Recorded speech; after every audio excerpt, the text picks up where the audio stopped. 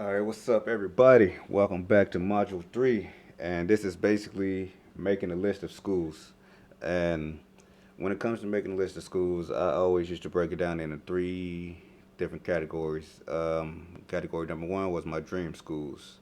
Category number two was my tier two schools. Schools that I figured if I didn't get into my dream schools, I would probably have a better chance getting into these tier two schools.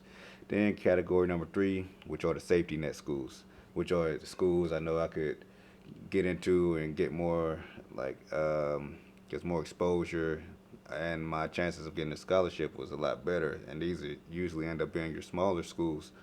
And one of the things to realize about this whole process is knowing yourself and knowing your skill set. So if you know you have D1 capabilities, shoot for D1 schools, shoot for the biggest schools. But if you know that you just want to keep playing and you don't have the skill set that some of these guys who are playing at higher level schools do, just be honest with yourself. If you think you could go make an impact at a D2 school, go there. NAIA, junior college, it just depends. Not to be like negative or anything, but at the end of the day, you do have to know yourself and know your skill set and know your abilities. So to start this off, I usually start off with my dream schools, and this is what I did when I was in high school, trying to figure out what my next move was going to be because I had to do this on my own. So I just created a list and I revised this list 30, 40 times probably after going through schools. But, I'm from Texas, so one of my favorite schools at the time was the University of Texas. So I put them as one of the top schools. And I actually had a lot of interest from Baylor and Texas Tech before I got hurt. So I put those guys on there. Texas Tech. Excuse me. Let's see here. Who else did I have on my dream school list? Oh yeah, LSU. I wanted to be a Tiger, so we wanted to play in the SEC. I like Florida, the Gators, um, and I just filled the list out like that. And I'm not gonna leave my alma mater off of here. So shout out to Purdue. Uh, yeah, boy love baby. Anyway, I'm sorry. I'm going to my tier two schools, which are like smaller D1 schools that that I would consider going to, which which aren't bad because I mean at the time these are schools that I use. You have to like figure this out for yourself. Figure out what type of schools that wanna you wanna pursue. So one of the tier two schools that were on my list was Rice University. I had Rice. Let's see who else I had. Kent State.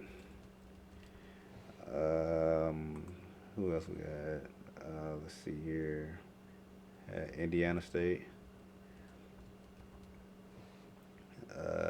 I also tried. See here, Grambling. Eh, Excuse me. I don't know why that voted. But yeah, um, I had smaller schools like that I knew I had a better chance of creating an impact and a better chance of receiving an offer from these schools. And generally, I have this whole list filled out. And let's see here. Yep, I have both those lists filled out. And then I'll go to my safety net schools, schools I knew I could get into no matter what.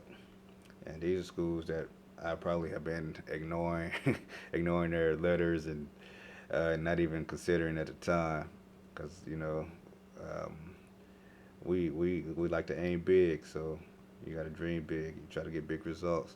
So some of my safety net schools were Tyler Junior College, and I actually ended up going there. It's a long story, but I have gotten into it at the beginning of this course. So let's see, Independence, Kansas. I'm just gonna put Indy. Kilgore College, and these are just all colleges that were around my area that I had access to, and I actually went and done like open tryouts for. Let's see, Trinity Valley. A lot of people, if you're in the Texas area, you know about these little JUCOs out here. Let's see who else I had on that list for these safety net schools. Oh man, Missouri Valley. I'm just gonna put Mo Valley, which is actually pretty good school. So, uh, man, let's see here. Who else? Um, what's that? Yeah, I think that's about it. But I think you get the gist of it. All you have to do is fill this list out, and it'll help you get your ideas rolling on who you want to target and how to go about targeting them. So, hey, with that being said, thank you for watching, and I'll see you in the next video. Click the next button. We're gonna go over actually what to do with this list and how to get on these schools recruiting boards.